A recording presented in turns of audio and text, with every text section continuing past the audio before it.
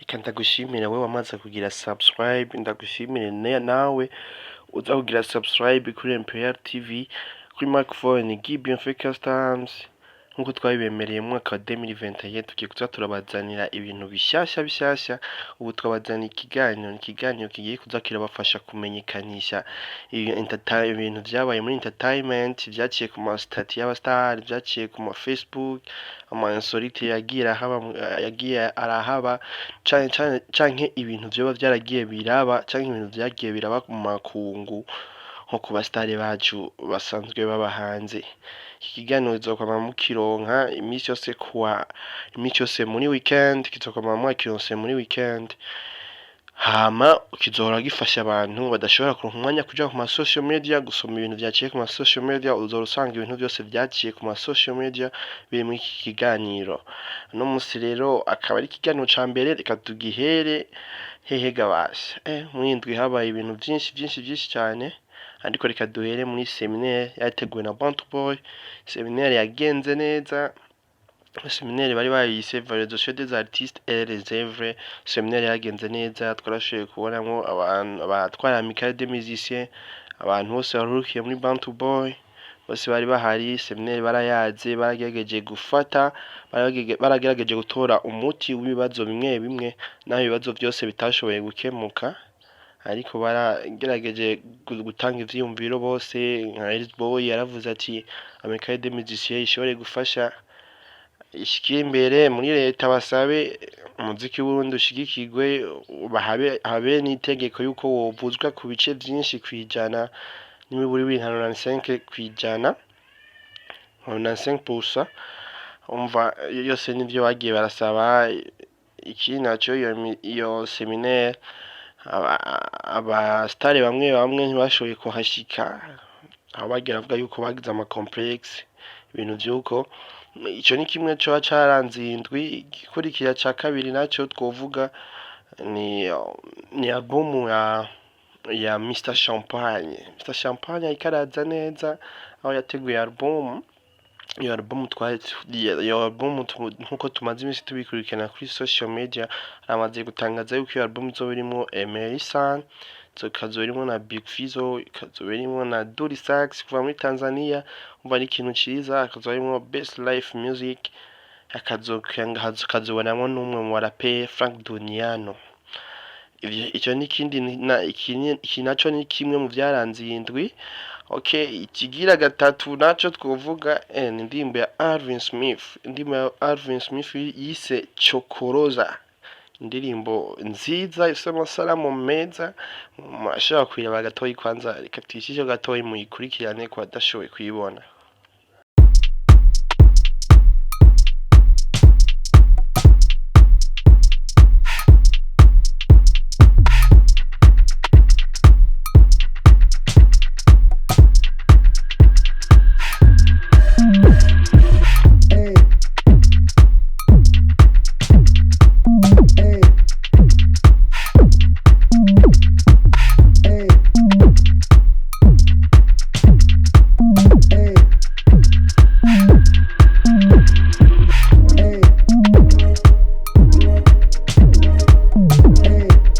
Tugaruke tuyiveho gato. Iyo ndirimbo ni indirimbo yashoboye gushiramo umukunzi wiwe asanzwe ari couple iharawe sana ngaha mu gisagara ca Bujumbura, aho umukunzi wiwe yitwa Nirna asanzwe ari mu diaspora, yavuye hanze yaje wari ngaha mu Burundi. Baciye bakora indirimbo arayimutura, arayimuririmbira, acongera amushyira muri clip. Ni ikintu ciza, ni ikintu kimwe mu vyaranze indwi ngaha mu entertainment yacu y'u Burundi. Iki naco twokwishimira nk'abarundi. Iki naco caranze indwi ni saidi ntibazonkiza. Abantu yandika amateka hanze y'igihugu. Muri Tanzania mu mutima kinamwo Young Africa yakwa gutwara igikombe. Ico gikombe bari bakisi, ico gikombe citwa Mapinduzi Cup, ikombe gihuza amatima akomeye muri Tanzania. Ico gihe bari bahuye na Simba asanzwe ari equipe ikomeye cyane muri Tanzania, isanzwe ifanwa cyane na Diamond Platnumz, akaba asanzwe ayifisemo nabone imitahe mikeyi.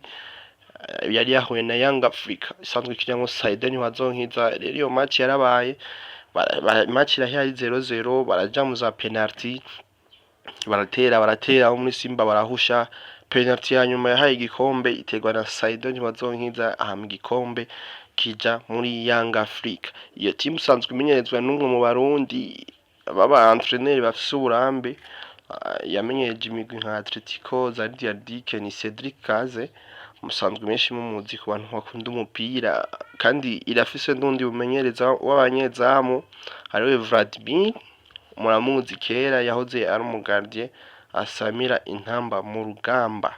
Ikindi naco cagiye kiribonekeza ku iyo match ni ikintu cagyoye abantu benshi harashobotse kubona ingoma z'u Burundi abantu bariko baravuza ingoma abatimbo bararyohera abantu muri Tanzania bararyoherwa kumva ingoma z'u Burundi igihugu cacu kibandanya kibonekana mu makungu tubana twerekana ko dufise impano nyinshi nziza kandi zishoboye. Kiri naco twovuga yuko cuba carabonekanye cyane mw'iyindwi twatije ku insolite nabo bwagiye buraba aka insolite rero kagiye karaba cyane kagiye kara trending sana aka insolite k'umugabo cyangwa umusore yitwa baodeni sinadeni muramuzi cyane yagiye amenyekana cyane ubu rero ari ngaha iwacu aho byavuga yuko yamaze imisi ari hanze inyuma y'igihugu me yaragarutse ubu ari ngaha iwacu naka video bagiye baramubaza ati nicaye ikintu kwipfuriza abarundi mu mwaka mushasha aho yaciye agira akantu gatwengeje tukabereke gatoyi hama tugaruke ni bishasha ubifuriza umwaka mushasha abarundi n'abarundi kazi mu Congereza happy birthday to you ni bishasha yes birthday to you yes abarundi bose umwaka mushasha.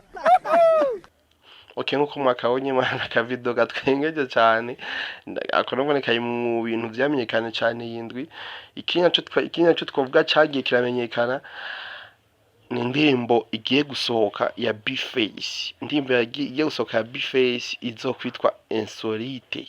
Iyo ndirimbo igiye gusohoka vuba aho twavuga tuzi ko izosohoka irimo amasanamu canke izosohoka ari audio gusa ariko ni indirimbo kiravuga ko ibintu byinshi aho twashoboye kubona posting ya Allvin Smith aka video nako kagiye karabonekana cyane Allvin Smith yambitse amakanza ariko aratamba ako ni katuwa umwanya gatoyi mu karabi.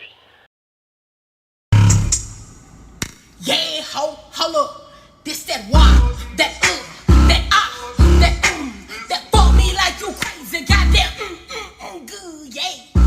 Don't play around with that fucking wild man. Nkuko mpayibonye akanaka ni kamwe mu video bwagiye bura trendinga cyane nubwo ne bwagiye burakundwa nkuko mpayibonye hama iki naco cagiye kirabonekana cyane ni olegue kuri interview yakoze na Wakalight TV yashoye kuvuga ati bface nankanga ati abantu bikangisha ngo basuburambe twigo baje twiko turaza bashasha turakaze nkuko bubizi nanje ndakaze ndugwe reka dushire kureka ka video nako ne mukarabe umwanya muto haba tugaruke.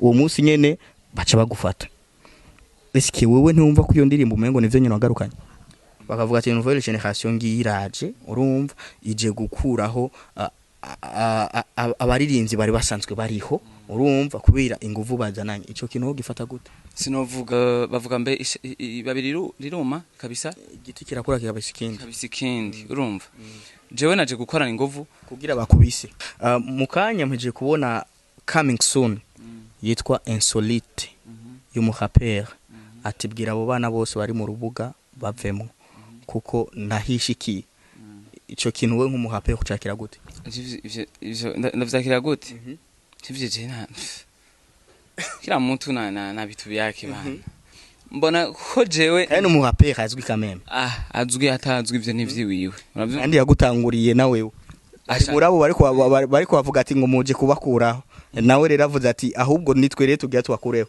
ndakubura abo bana kura mu nzira ni bavye mu nzira je ntabwo ndi umwana nje ndi umuntu akomeye bivanye n'ikintu kindi mo jewe sasa pige bitu byake na mini pig jewe antuka vraiment biraboneka yuko akufurahi sana. Hama ikindi naco cuba cyaranze muri entertainment y'u Burundi, ikindi naco cuba cyaragiye kiravugwa cyane ni video Big Fizzo yashoboye gushira habona. Iyo video yari kavuga ku bijanye n'abakobwa, aho yagiye aravuga ati abakobwa baroga abahungu kugira bakunde, ivyo bintu ngo abakobwa babihebe kuko umurozi umutuka guherako azoca kwanka. Rero ibintu sange uko wabishaka siko bigenze, katuboye ka video nako mushoboye ukaraba ku batashoboye ukabona.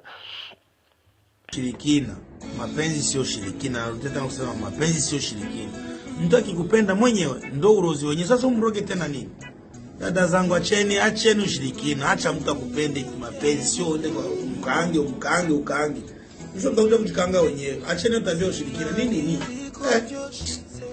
Mapenzi sio shirikina. Mapenzi sio shirikina. Narudia tena kusema mapenzi sio shirikina. Mtu akikupenda mwenyewe ndo urozi wenyewe. Sasa umroge tena nini?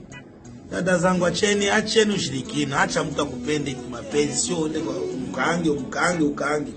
Msho mtakuja kujikanga wenyewe. Acheni tabia ushirikina. Nini? Aka video nako ni kare mu bintu byakunzwe cyane nk'iyi ndwi. Reka tuje rero ku bintu byihadije cyane Burundi ni corona virus. Corona virus mu Burundi yaduze cyane, yasaze cyane, aho tuvuga igitigiri igezeyo ku bantu bamaze gutungwa corona ari igitigiri kinini cyane. Rero leta y'u Burundi isanzwe ikunda abanyagihugu bayo yarazanye itegeko yuko umuntu wese yokwambara maske. Reka tubere ku bufoto bumwe bw'abantu bagiye barambara ama maske. Tubona bamwe bambaye maske z'ibyatsi, abandi bagize maske z'amacapati, abandi bagize maske z'ibintu byinshi bitandukanye nk'uko ko murabibona mu mafoto amwe ariko aracako. Bandeyemo yakurikirana namwe mu mafoto yagiye aravugwa cyane, aho bagiye ngo barashya ko udupapye twa Primus n'utuntu turyoshye cyane kubona, ariko ntibayifate nka blague. Corona irica, aho tubandanye twikingira, twongere dukingire n'abandi ntitubanduze.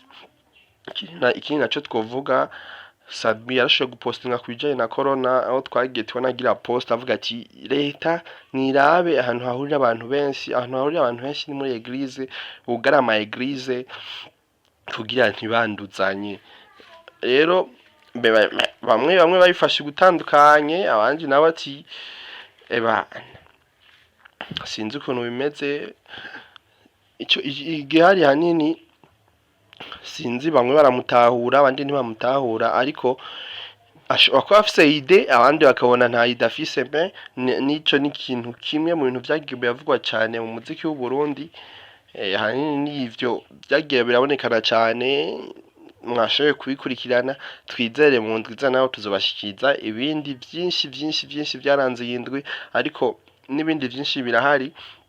Ariko ibi nivyo bikuru tubona abantu bari bakeneye kumenya cyane.